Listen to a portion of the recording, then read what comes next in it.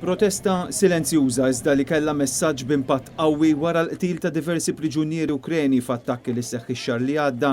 Din hija Alexia Melkonja, il-persuna li organizzat din il-protesta fi Pjazza Tritoni. Imma tantx qadet tommot il-kliem u nsistiet ma' Net News illi hemm bżonn illi r-Russja tiġi meqjusa bħala stat terroristiku.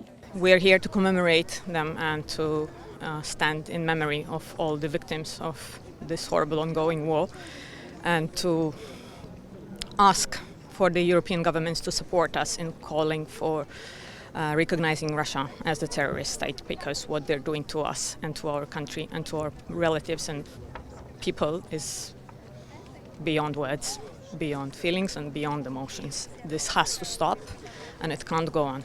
Melkonja saħqet li dan il-qtil bla raġuni għandu jieqaf u li r-Russja għandha terfa' ir-responsabilità ta' dak illi jisejħitlu il-ħażen kollu li qed tagħmel.